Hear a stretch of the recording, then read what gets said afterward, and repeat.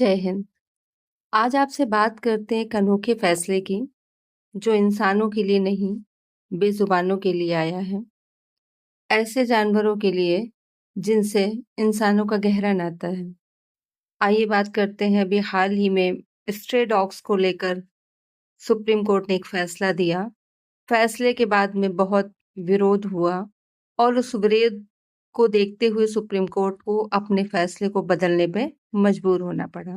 फैसला क्या था, उस पे चर्चा करते हैं।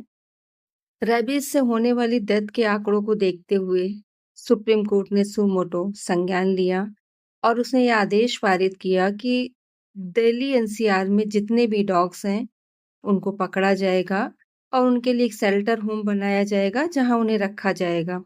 जो डॉग्स पकड़े गए हैं उनको दोबारा नहीं छोड़ा जाएगा, उन्हें स्टेरिलाइज किया जाएगा, वैक्सीनेट किया जाएगा और उनकी देखभाल की व्यवस्था वहीं की जाएगी।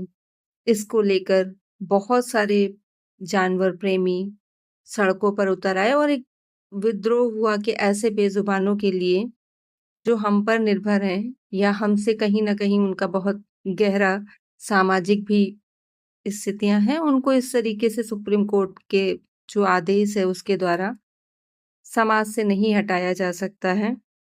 इन विरोध के चलते हुए 13 अगस्त 2025 को सुप्रीम कोर्ट ने ये फैसला होल्ड करके 3 बेंच जजेस को रिफर किया दोबारा उस पे विचार करने के लिए। उन्होंने जो कहा वो ये सारे फैसलों को बदलता है और बहुत सारे पहले के फैसलों पर भी कहीं ना कहीं परिवर्तन लाता है। उन्होंने कहा कि जो स्ट्रे डॉग्स हैं उनको पकड़ा तो जाएगा, लेकिन स्टेरिलाइज करके वैक्सीनेट करके दोबारा गली में छोड़ दिया जाएगा। उन्होंने कहा कि इस दौरान अगर लगता है कि कोई सस्पेक्टेड है कि कोई कुत्ता रेबीज इफेक्टेड हो सकता है तो उसे नहीं छोड़ा जाएगा।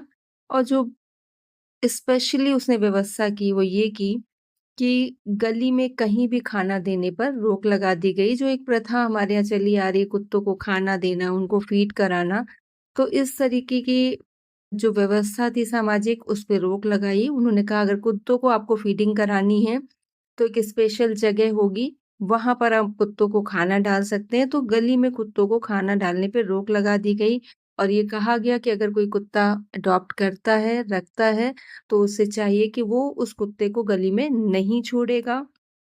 उन्होंने एक हेल्पलाइन नंबर भी जारी करने की बात की, जिसके तहत अगर किसी को कुत्ता काटता है तो तुरंत उस हेल्पलाइन नंबर पर सूचित किया जाए और 3 घंटे के अंदर उस कुत्ते को पकड़ा जाना चाहिए।